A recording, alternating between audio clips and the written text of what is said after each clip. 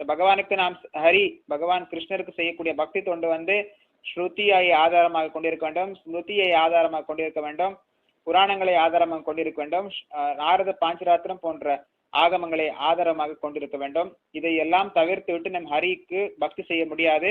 அப்படி செய்தால் அந்த பக்தி வந்து சமுதாயத்துக்கு ஒரு தொந்தரவு தான். ஸோ ஸ்ருதி ஸ்மிருதி புராணாதி பாஞ்சராத்திர விதி இதெல்லாம் கடைபிடிச்சுதான் நம்ம வந்து பகவானுக்கு நாம் கிருஷ்ணருக்கு நாம் பக்தி தொண்டு செய்ய முடியும். அப்படிதான் செய்ய வேண்டும்.